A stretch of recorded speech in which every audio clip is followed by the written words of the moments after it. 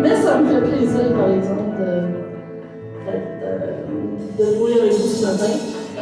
Mais j'ai beaucoup à cœur, je pense à elle, j'aimerais qu'on pense à elle durant les louanges aussi, que le Seigneur puisse la relever. Justement, le premier chant, ça dit « Crions victoire à notre Dieu ». Est-ce qu'on peut crier victoire et victoire pour Dieu, victoire pour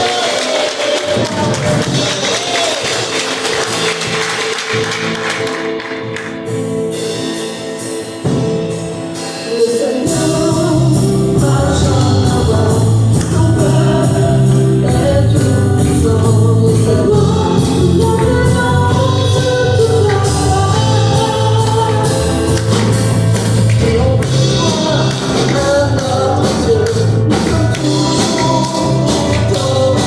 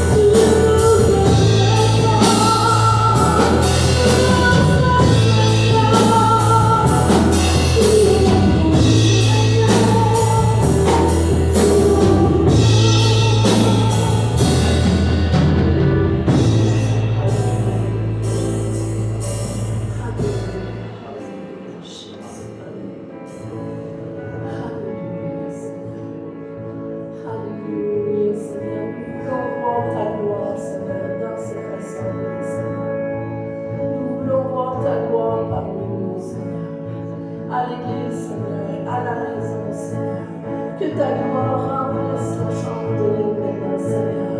Que ta gloire nous donne, que tu nous donnes la force, Seigneur. Je te prie de la relever, Seigneur. Nous prions pour un mélange, Seigneur. Ta force, Seigneur, dans tout ce qu'elle doit faire, Seigneur. Ta force, Seigneur. Alléluia. Dieu, nous voulons voir ta gloire.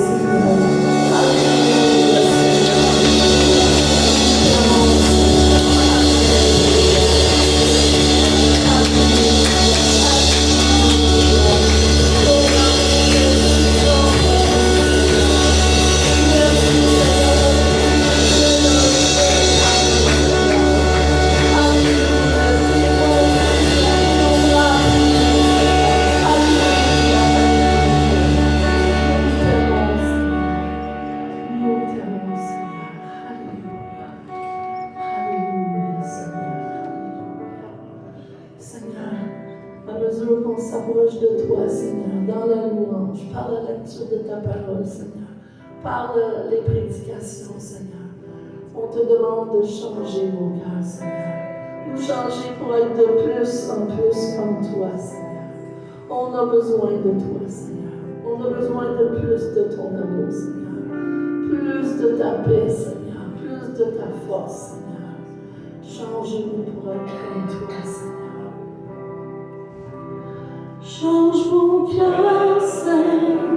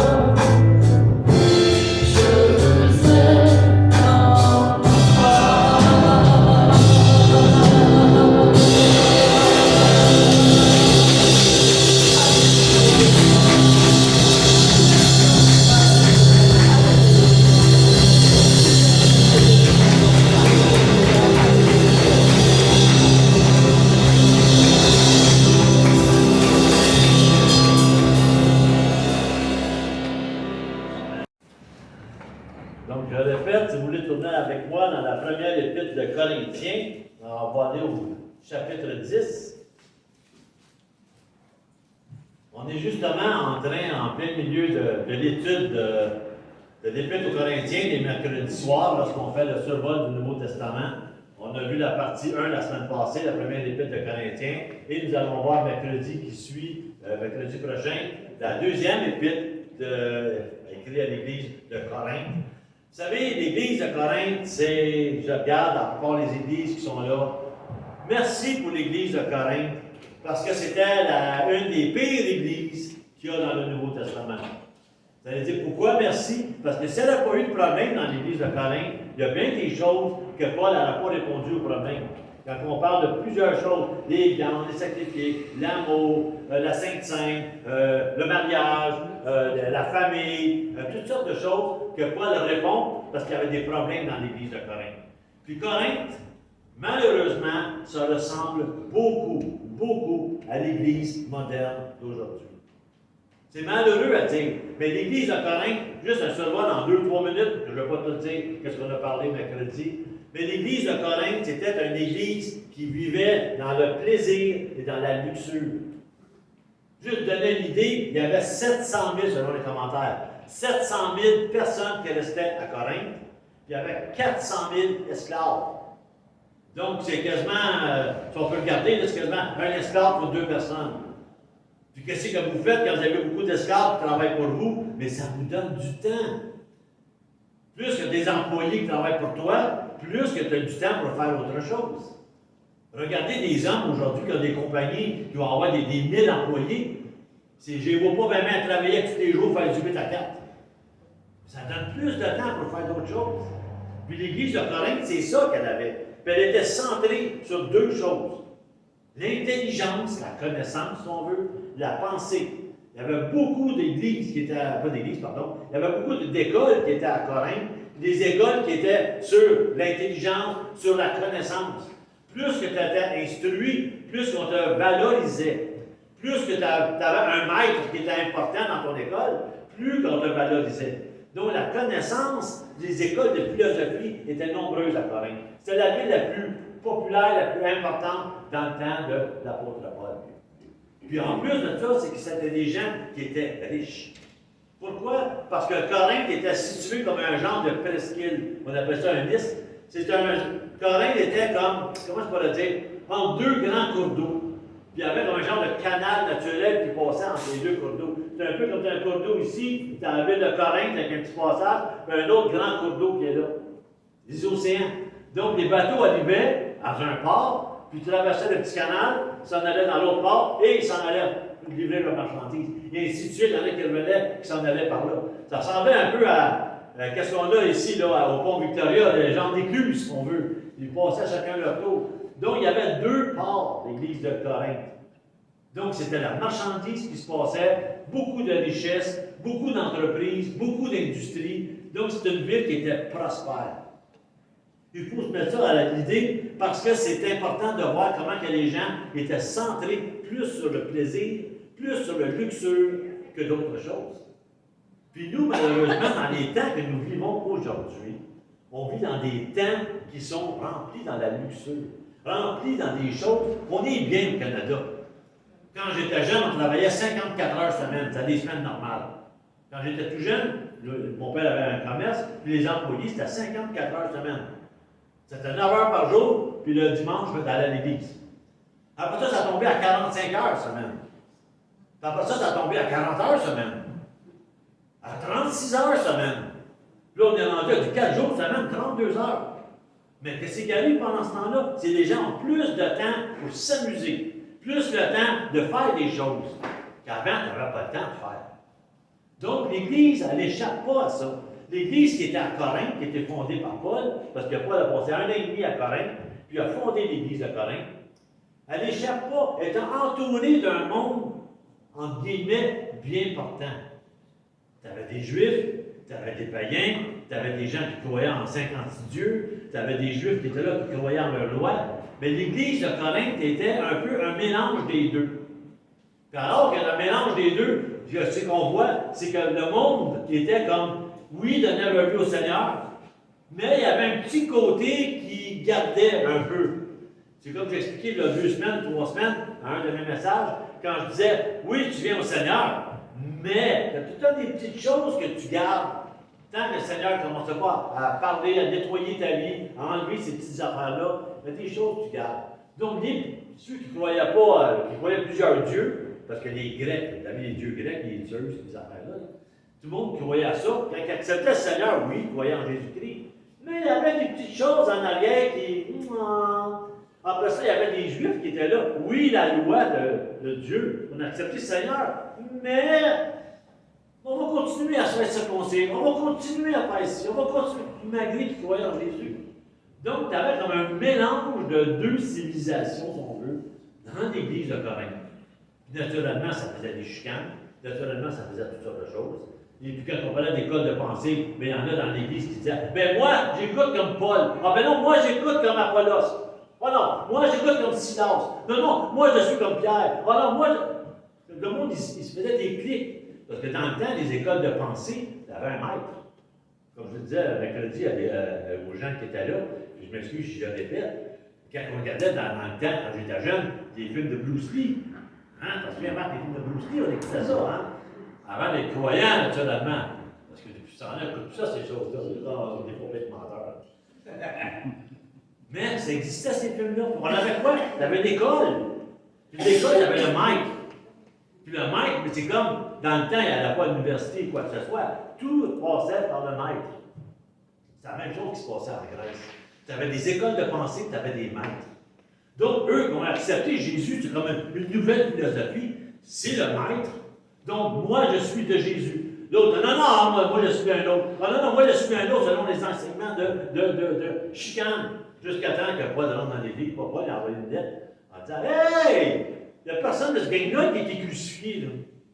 Moi, je n'ai pas été crucifié, ni Pierre, ni Apollos, ni Céphas, ni Pierre, ni personne. Là. C'est Jésus qui est le chef de l'église, et personne d'autre. Donc, c'est dans cette atmosphère-là qu'on voit que l'église, comment je pourrais dire, que l'épître à Corinthe a été écrite. Beaucoup de choses se passaient. C'était, malheureusement à dire, l'Église était supposée être comme séparée du monde. L'Église était supposée représenter les belles choses du monde. Puis, en entour du monde, c'était... En entour, je vous dis, extérieur de l'Église, en entour de l'Église, c'était le monde qui était là.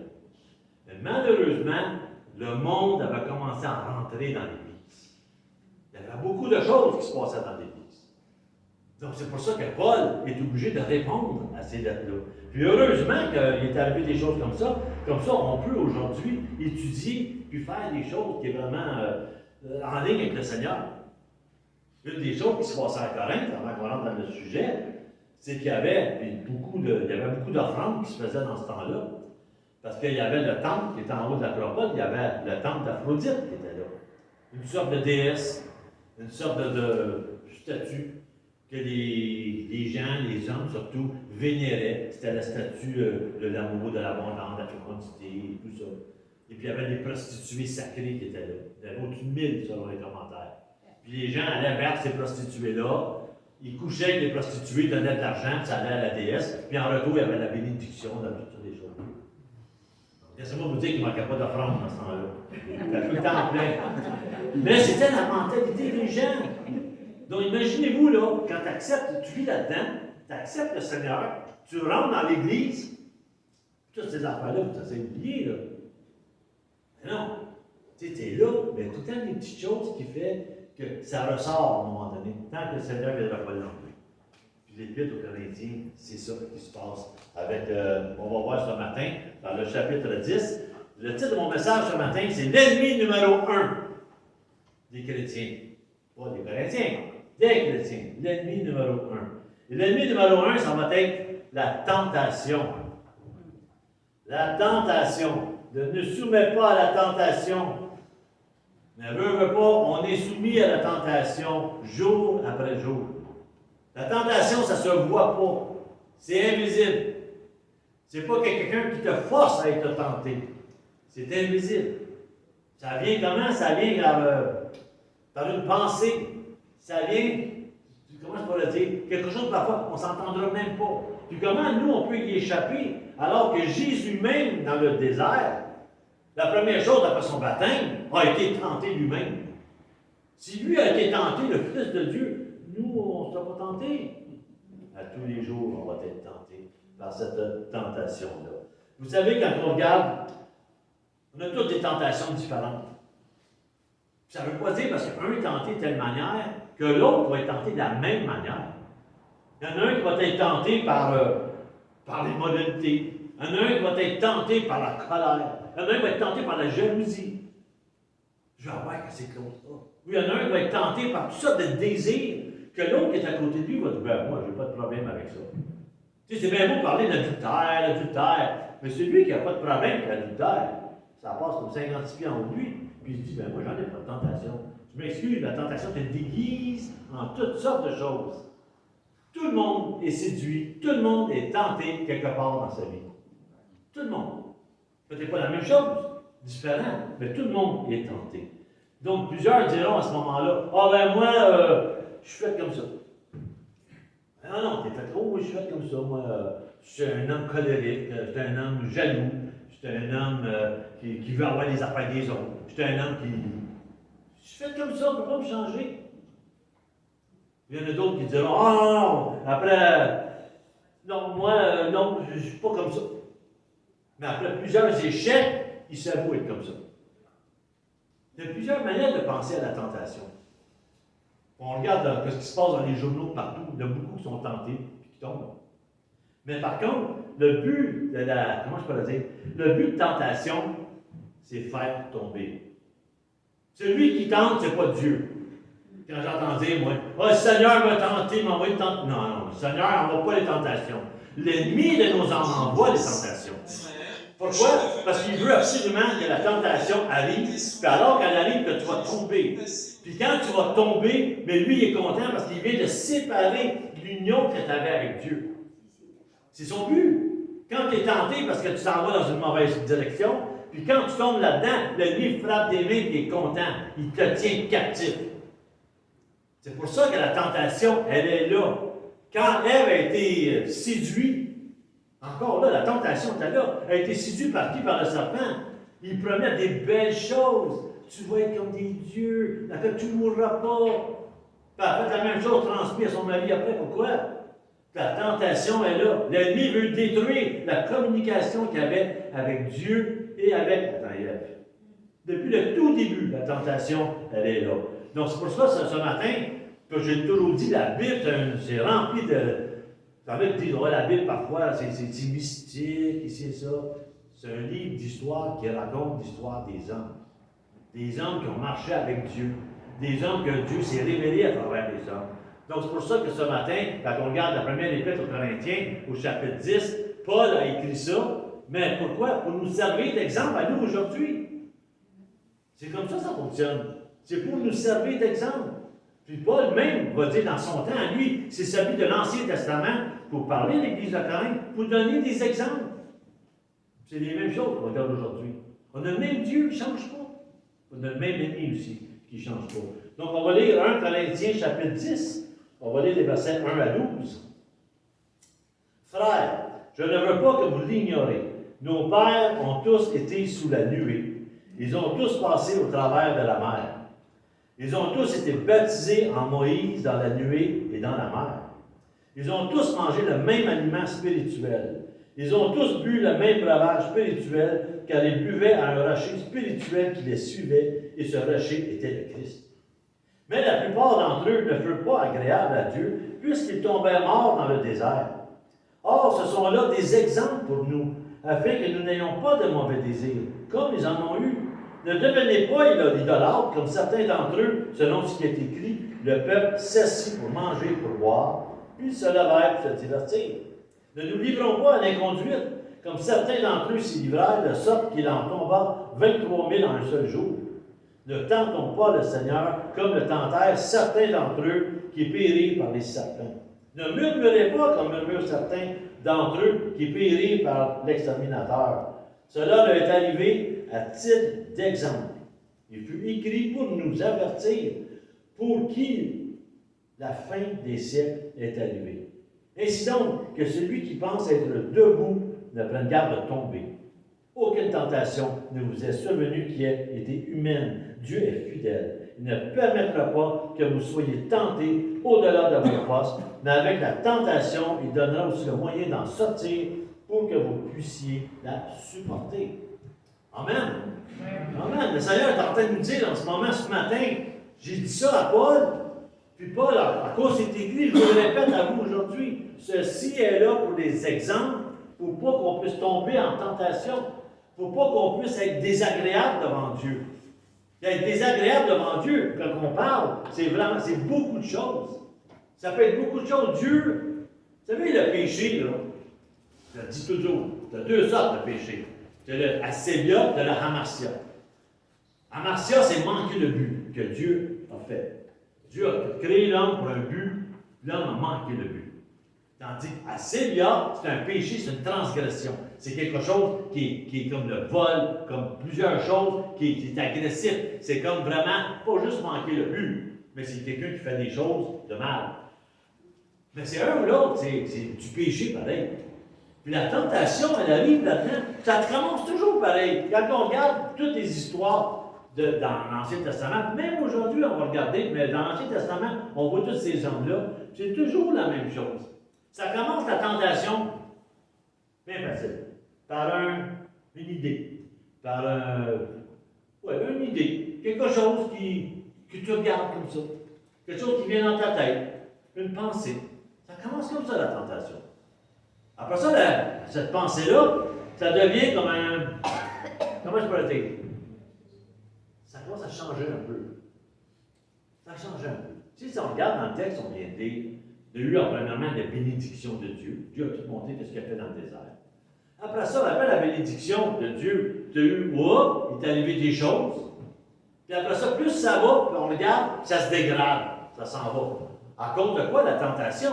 Parce que quand ils étaient dans le désert, eux autres, ils regardaient ceux qui mangeaient à pleine capacité, ils se disaient, ben voyons donc, moi aussi j'aimerais ça manger comme ça. Ou ils regardaient Moïse diriger le peuple, moi aussi j'aimerais ça diriger comme Moïse. Après ça, ben moi aussi j'aimerais ça faire ça. Puis là, tenter, puis ça fait que, veux pas, il est arrivé des rébellions, puis il est arrivé des jugements. Puis c'est comme ça que ça se passe, la tentation. Comme je disais tantôt, tu as une pensée, puis là tu commences à t'attarder sur la pensée. Là tu commences à y penser plus, ça a l'air pas mal intéressant. Puis après ça, tu commences à dire, ah ben, peut-être que si je serais comme ça, tu commences à te voir dans ce péché-là.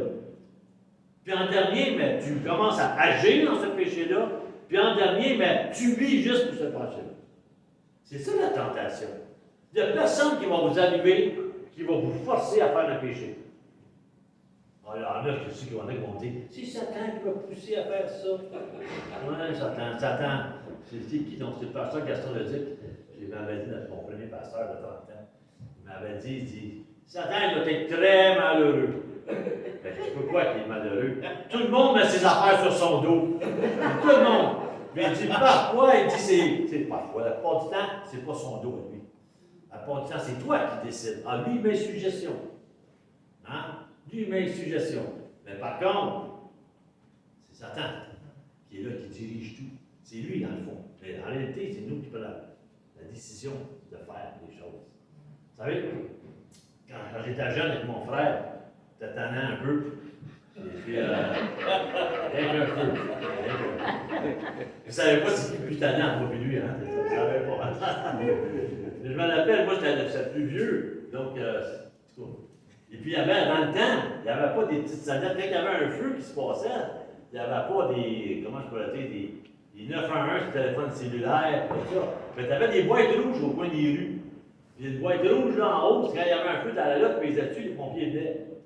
Et puis, je me rappelle, à un moment donné, on se demandait, moi, puis lui, ben, surtout moi, c'était quoi qu'il y avait dans la boîte rouge?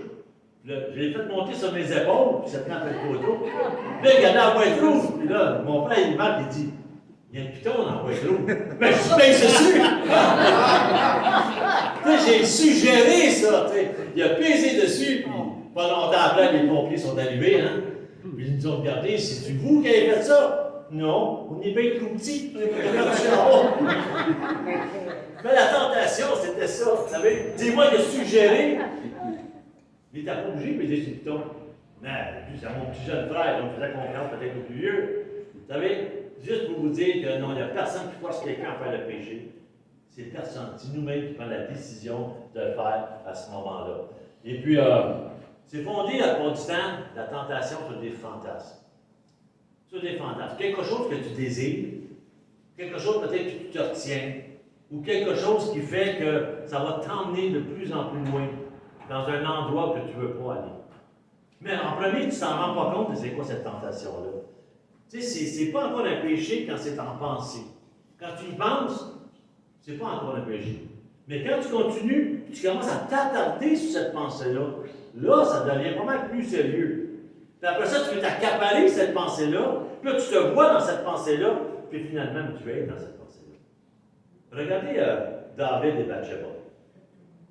Le roi David, il avait tout ce qu'il voulait. C'est le roi, il avait tout, le roi de mort, de vie sur les gens, il vivait dans l'abondance. Puis on sait que le roi David, c'était un homme selon le cœur de Dieu. Donc on ne peut pas dire que David, c'est un méchant qui ne connaissait pas Dieu. Il connaissait Dieu. Satan aussi connaissait David. Donc quand David il se promenait en haut sur le toit, puis qui regardait. Ouh, il a vu la belle Bathsheba qui prenait son bain pas loin. Elle était nue, elle prenait son bain. Là, quelqu'un m'a déjà dit, ouais, mais qui t'a dit qu'elle était nue? Ben, je prends pas ton bain habillé habituellement. Mais elle était loin, vous comprenez-vous? Mais regardez la pensée de David. David, il se promène, il la voit. Tout de suite dans sa tête, il va penser comme beaucoup d'hommes pensent. Wow!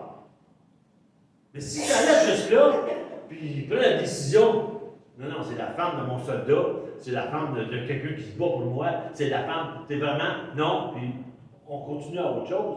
Il a eu la pensée, mais c'est pas un péché parce qu'il l'a bloqué immédiatement. Mais pas David. Ah, là, il l'a regardé. Ensuite, dans sa tête à lui, j'aimerais ça l'avoir comme femme. Ça laisse encore d'impensé. Là, ça commence à devenir plus grave. Puis là, ben, je vais aller la chercher. Alors, aller chercher par mes soldats. Là, ils sont allés la chercher. Voulez-vous comment le péché commence à. Parce que tu sois dessus. Puis là, ben, une fois qu'elle est venue, c'est le roi. Elle pense qu'elle va refuser de voir le roi. Non. Autorité. Puis à cause qu'il y a l'autorité, elle n'a pas le choix. Puis elle s'en va, puis il couche avec. Mais au début, c'est une pensée, c'est un fantasme, c'était quelque chose. Regardez comme la vigne d'Akab et puis Jézabel. C'est la même chose, la vigne à côté de le pauvre qui était là. Qu'est-ce qu'elle disait, Jézabel? Voyons donc, tatati, tatata, puis ça commence par une pensée, puis là, boum, boum, boum, boum, jusqu'en bas. La personne qui va coucher avec une autre personne, c'est pas parce que je m'en vais sur la rue, m'en vais coucher avec toi, bon, fini, ouais. Non. Tu as des pensées, ça se travaille, ça joue dans ta tête. J'en parlais justement mercredi. Dans l'étude qu'on a eue, quand on dit qu'un homme et une femme, quand Dieu dit vont faire une seule chair, Paul en parle dans 1 Corinthiens. Paul va dire, ne savez-vous pas que vous êtes le temple du Saint-Esprit? Ne savez-vous pas que l'Esprit de Dieu habite en vous? On ne pense pas à ça. Surtout quand tu as une tentation, surtout quand tu as un péché, surtout quand tu fais quelque chose, tu ne t'imagines pas que Dieu est avec toi. Évidemment, Dieu est en haut, Dieu est au ciel, Dieu est quelque part. Mais il n'est pas en dedans de toi, surtout pas. Tu ne veux pas penser à ça. Puis c'est ça qu'il disait, Paul. Il disait, regarde, quand tu commets quelque chose avec une autre personne de l'adultère, tu couches avec une autre femme ou avec un autre homme, c'est pareil comme tu es le temple de Dieu, puis tu forces Dieu à avoir une relation sexuelle avec le péché. Alors vous allez former une seule chair. Dieu n'aime pas ça. Je ne veux pas être confronté à ça. C'est pas comme quelqu'un qui vole. C'est pas comme quelqu'un qui. OK, je n'ai pas de grands et de petits péchés, je comprends. Mais quelqu'un qui va voler un pain pour donner à manger à ses enfants, c'est pas comme quelqu'un qui va faire une seule chair avec le péché. Donc, c'est pour ça que Paul les reprend sévèrement. Pourquoi? Parce qu'il pensait au lieu prostitué. Il pensait que les gens de bien qui disaient, ah, j'aime le Seigneur, c'est ça. Mais il y a des gens qui continuent encore à avoir des idées pour aller faire des dons à la déesse qui est en haut. Non, pas d'attention, vous faites une seule chair. Vous êtes le temple du Saint-Esprit. Puis souvent, Paul dans 1 Corinthiens, ne savez-vous pas, autrement dit, hey, tu le sais. Ça veut dire la réalité. Il dit, ne savez-vous pas. Oui, tu le sais. On le sait tous. Mais Corinthiens étaient dans la luxure, c'était des épicuriens. Ils aimaient ça. C'était le temps de s'amuser. C'était le temps d'avoir toutes sortes de choses. C'est pas grave, le restant, on s'en occupe pas. Donc la tentation, c'était ça. Alors que c'est tenté comme ça, vous savez, puis aujourd'hui, ça peut dire quoi? Nous, tu sais, c'est un peu comme un diabétique qui passe dans un Dairy Queen. Tu sais, depuis quelques temps, depuis 2-3 ans, le docteur a dit que j'étais diabétique, moi, type 2. Il a dit ça. OK. Là, je commençais à prendre des médicaments, pour ça, maigri un peu. J'ai maigri un petit peu. Parce que là, je coupais des affaires de sucre, je coupais ci, je coupais ça. Et puis là, ben, d'un coup, là, je passe en les Dairy Queen, puis tout. Ah! C'est sûr qu'en premier, tu pars. Après ça, la deuxième fois que tu vois, parce que quand je vais chez Presto pour acheter des choses pour le camping, il y a un Dairy Queen juste à côté. C'est le même terrain, juste à côté. La deuxième fois, je l'ai regardé, ouais, qu'est-ce qu'il vendait. Après ça, je peux en aller. Mais rendu à 5-6 fois, à un moment donné, je vais écouter, voir. Juste un petit cornet, tout petit. Après, on a des gros, des tout petits, tu sais. Puis là, tu commences à goûter à ça, puis ah, c'est-tu bon, hein? T'as comme une frisson quand tu manges ça. Puis à la fin du compte, mais qu'est-ce que tu sais? On a tombé l'incendie, la banane à split. Mais c'est ça. C'est ça. Donc, après ça, je me suis dit, docteur, as-tu réellement dit que j'étais diabétique? Un peu comme Satan fait. N'empêche que c'est vraiment comme ça se passe avec le péché. On est faible, puis on s'attire, veut pas, on est satisfait. Fais attention, parce que la tentation peut nous tuer.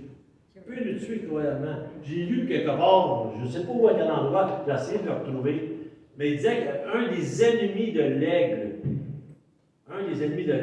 c'est des rongeurs. Parce que quand il s'en va, il va pogner le rongeur avec ses crocs, puis il va s'en aller comme vers son nid, puis il tient.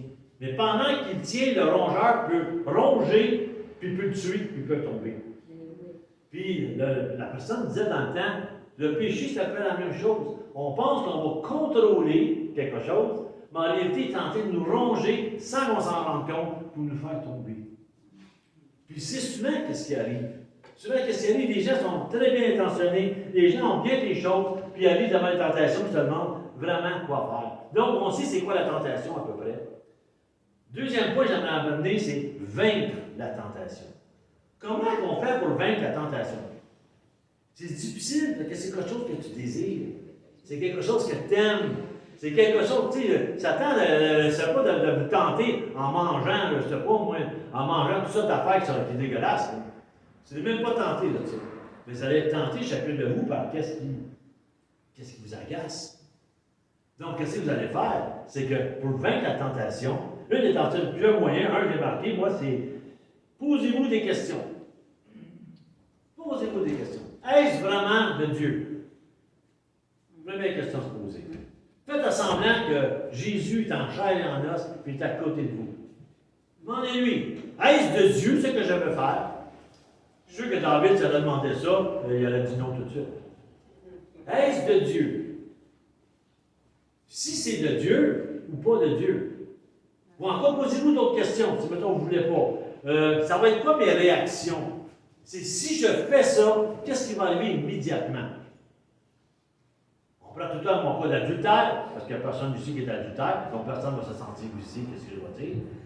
Mais mettons que quelqu'un est adultère, puis veut faire un acte avec une autre personne, là, pense, qu'est-ce qui va arriver après? Ton conjoint, ta conjointe, elle va être contente? Non, mais il faut penser à ça. Tu vas t'emmener des maladies vénériennes chez vous. Mais le plus important, la petite voix qui est en dedans de toi, là, la petite pensée, là, Dieu qui réside en toi.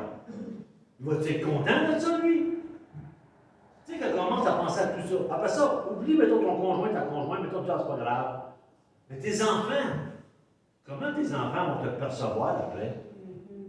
Ma mère, mon père, c'est des personnes fortes ou des faibles.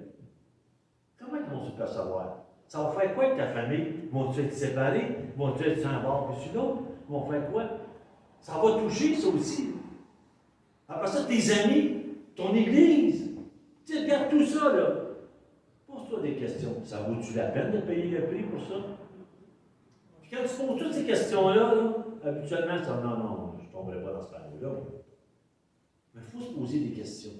Quand tu veux voler quelque part, tu t'en vas dans une compagnie, puis il y a des milliers de crayons, mettons. Bon, même j'en prendrai un. Ils s'en rendront même pas compte.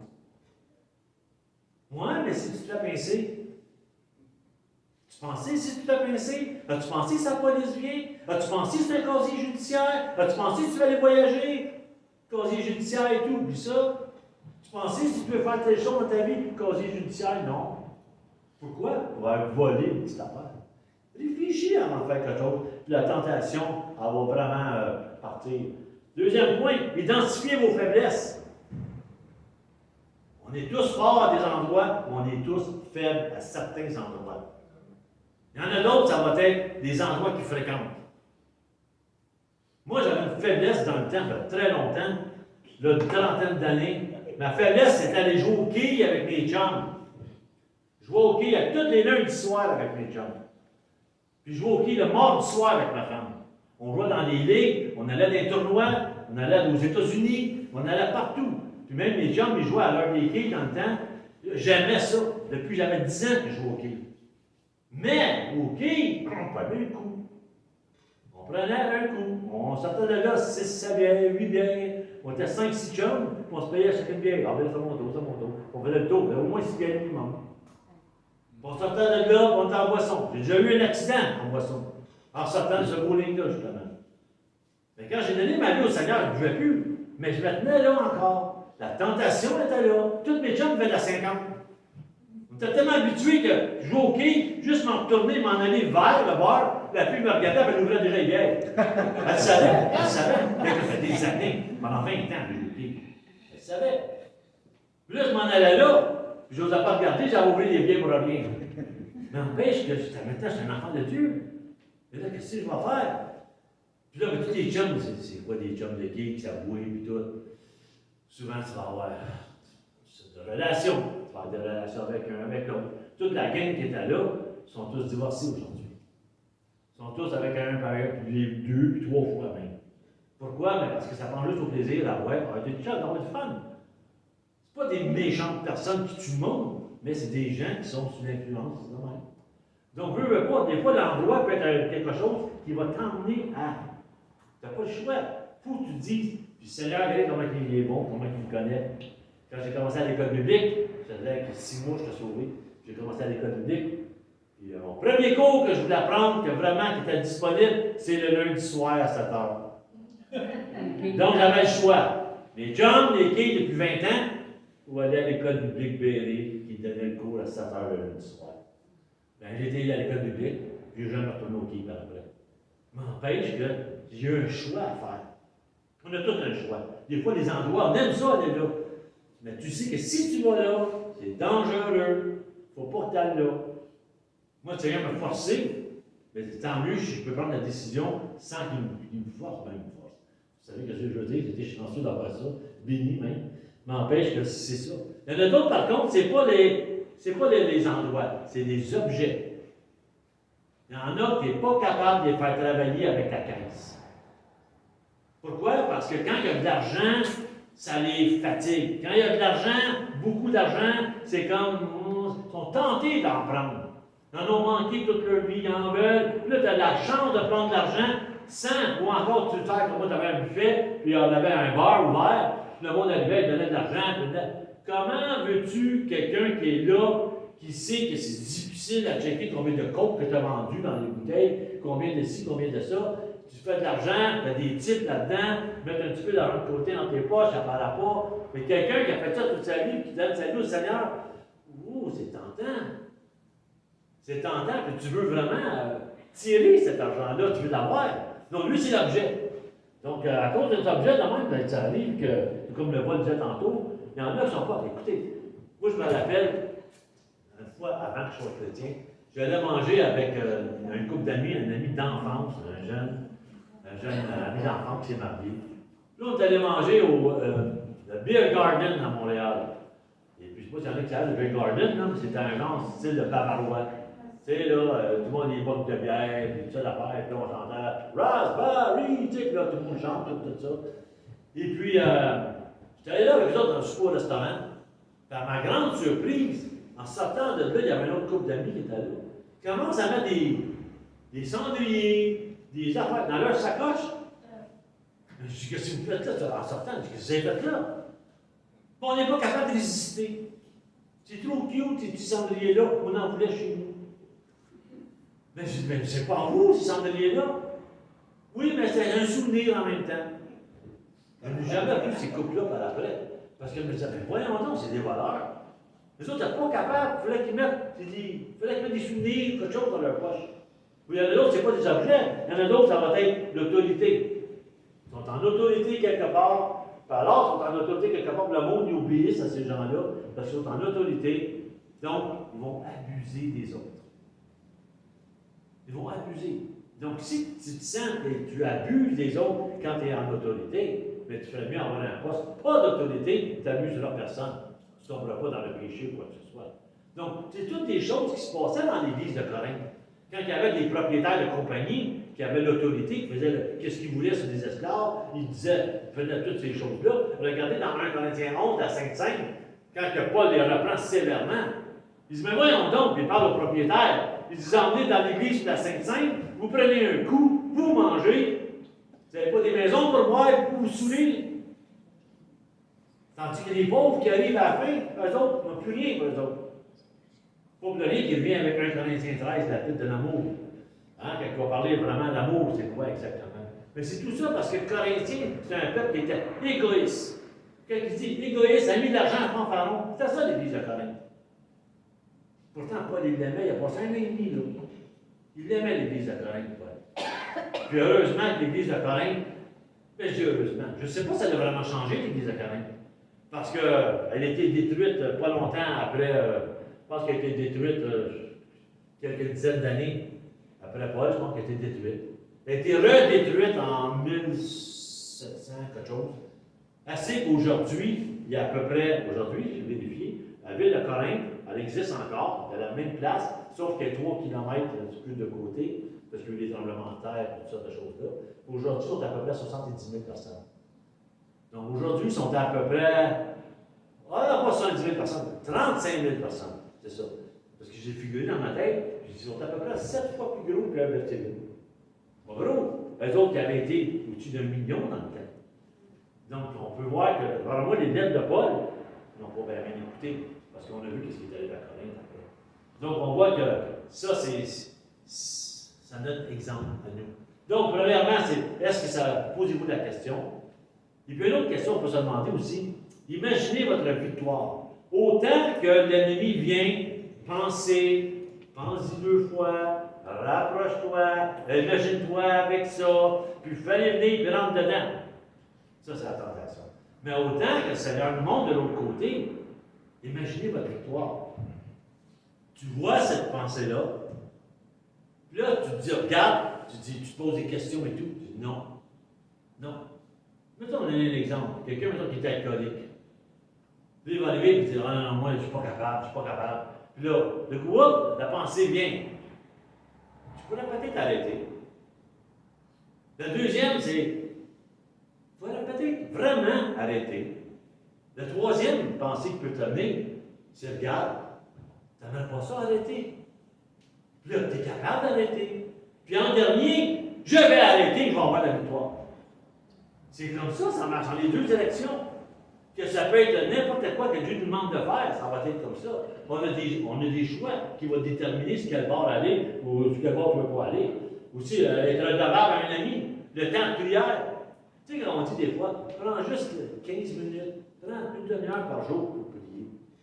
Tu sais, le monde, hey, une demi-heure, c'est long. Savez-vous qu'une demi-heure, c'est même pas 2% par jour. Même pas 2%. Parce que des 15 minutes, il y en a 96 dans une journée. Ça veut dire des 1 demi-heure, il y en a 48 dans une journée. Ça veut dire, Seigneur te demande, au pire, une fois, prends 48 temps dans ta journée, prends-en un pour moi.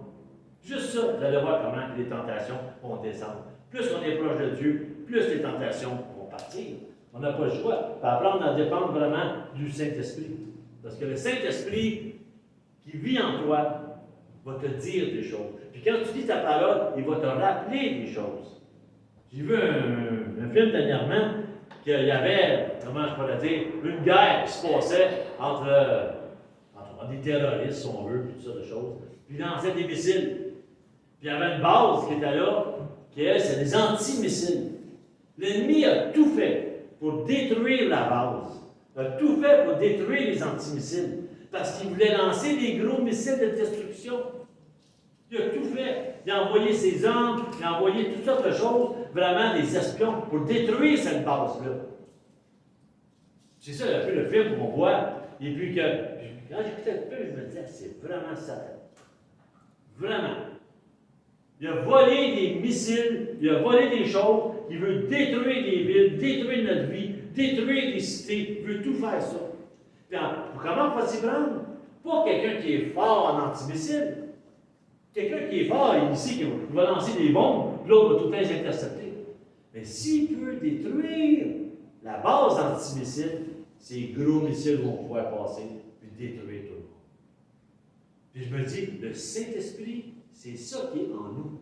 C'est une base anti-missile. Ça veut dire, quand Satan envoie ses grosses bombes, nous, le Saint-Esprit en nous, on est capable, avec la prière, supplication, on est victorieux, on attaque ça, on le détruit. Mais si notre corps à nous commence à tomber dans la tentation, commence à tomber dans le péché, commence à tomber dans toutes sortes de choses, on n'est plus prêt. Quand les grosses bombes arrivent, on n'a plus l'antimissile. Parce que nos prières ne passent plus, on est dans le péché. On est dans toutes sortes de choses qui fait que le Seigneur ne peut pas agir. C'est pour ça que Paul leur disait, hey, puis il a parlé de toutes sortes de choses. Arrêtez! Arrêtez, comme on dit, alors, sachez que je suis Dieu. Puis Paul va parler de la puissance de Dieu qui ne change pas. C'est sûr qu'on pourrait parler de ça pendant des sermons et des sermons. Le Corinthien est tellement riche en instructions. Mais on a vu c'est quoi la tentation. Comment vaincre la tentation? On le voit. Pensez-y, posez-vous des questions, et puis toutes sortes de choses, ça vaut-tu la peine? Il y a des endroits que je fréquente, tout ça, des fois, tu dis, je ne suis pas capable de me passer d'un banana split. Ben, arrête d'aller à côté acheter des affaires, choisir un autre magasin qui n'en a pas, tu ne seras pas tenté. Mais des fois, on dit, non, je suis fort, je suis capable. Ça fait 1 an que je ne mange pas de sucrerie, je suis capable d'aller là. Qu'est-ce qui arrive? Attention, la parole de Dieu nous dit ce matin. Attention, pas tomber. Moi, je suis capable de contrôler ma colère. Moi, je suis capable de contrôler ma jalousie. Moi, je suis capable de contrôler ma langue. Je suis capable. Attention, tu peux tomber. C'est ça que l'apôtre Paul dit. Parce que les Grecs étaient bons là-dedans. J'étais intelligent, moi. J'ai la connaissance, moi. J'étais à l'école, moi. J'appartiens à telle école, moi. Donc, je suis fort, orgueilleux. D'ailleurs, c'est un des problèmes avec Jésus-Christ, parce que ces païens-là, ces Grecs-là, intelligents, hé, Jésus, hein, fils d'un charpentier, quelle école qui est allé, lui? Pas d'école, c'est le sauveur du monde. Il est mort sur une croix. Mais voyons donc, tu vas faire la Grèce, c'est ça, c'est le sauveur du monde? C'est la pensée qu'il y avait des Grecs à ce moment-là. Puis même pour les Juifs, c'est la même chose. Non, non, le Messie, c'est un homme qui va venir, il va nous délivrer, homme puissant, il va tout faire. C'est lui le Messie. Oh, ça croit. Donc, imaginez-vous, là, quand Paul parlait d'un Christ crucifié, puis ceux qui étaient dans l'Église, ils avaient accepté le Seigneur, mais c'était des bébés. Puis Paul, il leur dit, malgré aujourd'hui, parfois dans nos églises, tu es obligé de faire la même chose, c'est des bébés. Paul, il dit, je vous ai donné du lait comme nourriture. Parce qu'il y en a qui disaient, oh, tes sermons sont faciles, Paul. Mais ça, ils ne sont pas profonds, tes sermons. Je n'ai pas le choix, je vous ai donné du lait. Vous n'êtes pas capable de prendre de la viande encore. Parce que vous êtes encore des bébés. C'est ça que Paul dit. Il dit dans 1 Corinthiens, Paul leur dit, la manière que vous agissez, si je ne peux pas vous donner des choses sérieuses, vous n'êtes même pas capable. Vous êtes un enfant ou nourrisson encore. C'est ça qu'il faut faire attention. Il faut faire attention, parce que Dieu, ce n'est pas ce qu'il veut. Dieu, il veut qu'on ait la victoire, puis il veut qu'on méprise cette tentation-là. Puis à tous les jours, il faut prier, il faut mépriser, il faut mettre ça de côté, il faut la maîtriser. C'est ça qu'il faut faire. Quand il a dit à Caïn, maîtrise. Quand il a dit à Caïn, le péché couché devant toi, domine-le. C'est ça que Dieu qu'on fasse. Parce que même dans Corinthiens, Paul il dit la meilleure affaire, là, ça conseille tout, sanctifier, tout, en dehors, dans un désert. Pas de monde autour de nous autres, pas de tentation autour de nous autres. Mais il dit, c'est impossible de vous enlever. Vous êtes dans le monde. Il dit, qu'est-ce que ça veut dire? Je vous dis de ne pas avoir des relations sérieuses ou de participer à ça. Mais vous êtes dans le monde, vous n'avez pas le choix. Donc, on va avoir la tentation, on n'a pas le choix. Parce qu'on est dans le monde, on a un arrière-plan, on a une arrière-pensée, chacun de nous. Donc, il faut quoi? Il faut maîtriser la tentation. Même, regardez, parce que quand tu maîtrises la tentation, il y a une paix qui s'installe. Quand tu as une victoire, là, regardez votre corps, votre esprit, c'est comme, puis tu es comme content. Pourquoi? Parce que le Seigneur se réjouit à l'intérieur de toi. Se réjouit parce que tu as pris la bonne décision. Puis si jamais on tombe, mais c'est pas grave, ça dit à la parole, relève-toi si tu tombes. Relève-toi, demande pardon au Seigneur, regarde en avant, et regarde surtout pas en arrière. Parce que l'ennemi, il sait, il va te le rappeler que tu as fait en arrière. Puis tu regardes en avant, repars, puis le Seigneur va te prendre par la main et va te diriger. Donc tu ne peux pas dire, ah ben moi il est trop tard, j'ai péché, le Seigneur ne m'aime plus, il ne veut plus jamais rien savoir de moi. Non, non, non, non. Non, non, le Seigneur nous aime bien trop chacun de nous. C'est pour ça qu'il s'est donné. Il nous aime tellement. Il veut pas. Il veut que oui, qu'on résiste aux tentations. Mais est-ce que quand c'est arrivé avec Adam et Ève, est-ce que Dieu dit, je détruis Adam et Ève, c'est fini, on n'en fait plus? Non, on n'a pas fait ça. Il les a laissés, il les a même habillés, il les a même mis à l'extérieur du jardin d'Éden, parce qu'ils ne pouvaient pas rester dans la présence de Dieu. Devant Dieu, tu ne peux pas aller avec le péché. Avec une vie de péché, ça ne marche pas quand tu arrives devant Dieu. Impossible. Tandis que quand tu arrives devant Dieu, puis que tu crois en Jésus-Christ, le Seigneur, Dieu va regarder ta personne, puis il va voir Jésus en toi. Puis Jésus a payé le prix. Donc c'est ça qui fait qu'on peut se présenter devant Dieu. Donc il a aimé Adam et Ève. Puis il a aimé beaucoup. Mais la plupart du temps, c'est là qu'on les a retournés. Comme on disait tantôt, ceci sert d'exemple quand on regarde les moralités, murmurages, toutes sortes de choses, qui fait que Dieu n'accepte pas ça. Puis il est obligé de servir. Pas servir, de servir. Il est obligé. Il est obligé parce qu'il nous aime trop. Il ne veut pas qu'on aille dans la mauvaise direction. Puis l'Église de Corinthe en allait dans une mauvaise direction. Donc Paul est obligé de leur parler vraiment, mais vraiment sérieusement. C'est pour ça que quand on regarde ça ce matin, je vais arrêter ici, même dans Jean 14, et puis j'ai donné plein de versets à notre sœur en arrière qu'on avait pu aller voir, mais je n'ai pas tout été. Parce que quand on regarde l'Esprit de Dieu qui est en chacun de nous, cet esprit-là, c'est un esprit d'amour. C'est un esprit que le Seigneur est en nous. Ce n'est pas un jugement contre nous. Le Seigneur nous aime vraiment. Puis il ne veut pas qu'on aille dans un endroit. Il ne veut pas qu'on fasse ces choses-là. Il sait qu'on va être tenté. Lui-même, le Seigneur Jésus, a été tenté dans le désert.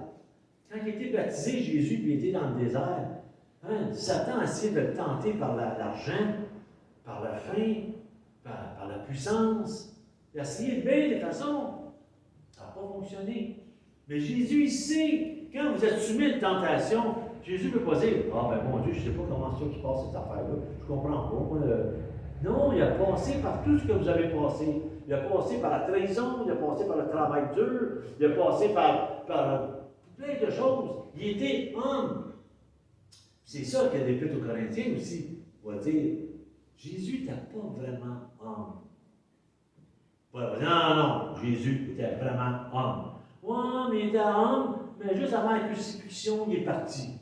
Non, non, non. Il est allé jusqu'à la crucifixion. C'est Jésus crucifié que je vous prêche. OK, d'abord, c'était lui, mais il n'est pas vraiment ressuscité. Pour ça, Paul parle à 1 Corinthiens à la fin de la résurrection. La résurrection. Puis le monde, il dit, la résurrection, il ne croit pas trop. On ne pense pas que c'est vrai. Il n'est pas vraiment ressuscité. Encore aujourd'hui, on entend des gens dire la même chose. Ils ont caché le corps, ils ont fait la crève aux gens. Puis... Non, non, vraiment. Mais Paul leur dit, il est ressuscité. Il est apparu à plusieurs témoins. Puis Paul, il va dire, là. Non, arrêtez d'être tenté par le démon qui va dire, non, ça n'existe pas. Arrêtez de croire ces choses-là. Dieu nous a créés pour un but particulier, ça va une communication avec lui. Dieu veut qu'on communique avec lui. C'est pour ça que l'homme, c'est rare que l'homme est capable de rester tout seul. Pourquoi il n'est pas capable de rester tout seul? Parce qu'il a besoin de parler à d'autres, ci, tout ça. Dieu nous a fait à son image. Donc, c'est pour ça qu'on a besoin d'une communication, puis Dieu veut communiquer avec nous, puis nous avec lui. C'est le but. Mais maintenant, il y a tellement de choses qui arrivent que le monde ne veut plus rien savoir de Dieu, ne veut pas communiquer avec Dieu. C'est ça qui fait que l'ennemi vient par toutes sortes de moyens. Puis plus qu'il va nous faire des tentations, ou plus qu'il va nous envoyer dans la mauvaise direction, moins qu'on veut communiquer avec Dieu parce qu'on ne se sent pas bien parfois. Puis à cause de ça, même, il a gagné. C'est ça qui voulait gagner. Notre destruction. Donc, c'est pas parce qu'il y en a un qui a volé une plume, ou il y a une autre personne qui est arrivée de telle chose, ou il y en a un autre qui a meurtrier, il y en a un autre. C'est tous des péchés. Il n'y en a pas de petits, comme on nous a fait à clair. Il y a des péchés, t'en as des petits, t'en as des gros, t'en as des moyens, t'en as des vignettes, t'en as des... Un péché, c'est un péché. Un péché, c'est un péché. Puis il n'y a pas un de nous ici, même dans le monde, qui peut dire « Moi, je suis sans péché ». Déjà, en disant ça, t'es menteur. T'es déjà dans le mensonge, déjà t'es dans le péché. Mais c'est pas vrai. Donc c'est pour ça qu'il ne faut pas juger les uns et les autres, parce qu'on est tous comme ça. Mais par contre, le Seigneur t'a donné les moyens de s'en sortir. d'aller vers lui, de croire en lui. Puis qu'avant, le péché avait emprise sur nous. Maintenant, le péché ne peut pas avoir emprise. Oui, il peut être là en entour de nous, mais au nom du Seigneur, il peut nous libérer et nous apporter la paix. Amen. Amen. On va juste finir avec, si vous voulez pencher vos têtes, juste finir avec un mot de prière. Seigneur, j'ai apporté, Seigneur, ce message. Seigneur, c'est un message que tu as mis dans mon cœur, Seigneur, comme quoi, Seigneur, qu'on est souvent soumis à la tentation. Partout autour de nous, Seigneur, on peut regarder parfois des gens qui semblent être heureux. Mais ça va être éphémère. Ça va être pour un temps. Parce qu'on va tous mourir, Seigneur. On va tous aller devant toi un jour. On va tous passer devant ton jugement un jour. Puis le seul moyen de passer au jugement, c'est qu'on t'appartienne, qu'on t'ait donné notre vie. Parce que lorsque Dieu le Père va nous regarder, s'il ne voit pas Jésus à travers nous, on n'a pas grand espoir, Seigneur. C'est ce que ta Bible nous enseigne. Alors, Seigneur, ce matin, Seigneur, ce n'est pas question de petits péchés, grands péchés, moyens péchés, mais c'est simplement, Seigneur Dieu, regarde nos cœurs ce matin. Je sais qu'il y a des gens ici dans cette assemblée. Seigneur, je ne connais pas tous les secrets, je ne connais pas toutes les choses. Une chose qui est sûre, c'est qu'on a tous besoin de toi. Alors, Seigneur, ce matin, alors qu'on est tous en prière devant toi, si Dieu nous parle ce matin à quelqu'un, parle à n'importe qui ce matin, ne vous sentez surtout pas jugé. Ne vous sentez pas plein de choses qui peuvent vous amener de mauvais. Mais plutôt, le Seigneur veut simplement vous serrer dans ses bras. Il veut simplement vous bénir. Il veut simplement que vous marchiez avec lui. Parce que lorsqu'il va revenir, on sait qu'il va revenir bientôt, il va venir chercher son Église, il va venir chercher les gens. Parce qu'en ce moment, il est en train de nous préparer une maison, il est en train de nous préparer un logement céleste qu'on va passer avec lui, où il n'y a plus de maladies, plus de pleurs, plus de grincement de dents. Et Seigneur veut que vous soyez partie de la famille, vous faites partie de la famille. Alors, je ne sais pas s'il y en a ce matin qui disent, moi, Seigneur, j'aimerais ça, Seigneur, t'accepter comme Seigneur et Sauveur. T'accepter parce que tu es un Dieu d'amour, un Dieu qui aime tellement, prêt à mourir pour chacun de nous. Tu es mort pour moi à la croix. Lorsque tu t'es fait crucifier à la croix, mon péché était avec toi. Alors, Seigneur, merci, Seigneur, de ce sacrifice incroyable que tu as fait. S'il y a quelqu'un ce matin dans cette salle qui dit, moi, je suis prêt à donner ma vie au Seigneur. Moi, je veux donner ma vie au Seigneur. Alors, simplement par une prière. Par une prière, on peut vraiment donner notre vie au Seigneur. Il y en a qui vont le faire avec 2-3 personnes. Il y en a qui vont le faire tout seul dans leur chambre. Il y en a qui vont le faire devant plusieurs personnes. Ça n'a pas d'importance, plusieurs personnes, la chambre ou quoi que ce soit. L'important, c'est entre vous et Dieu. C'est entre vous et Jésus.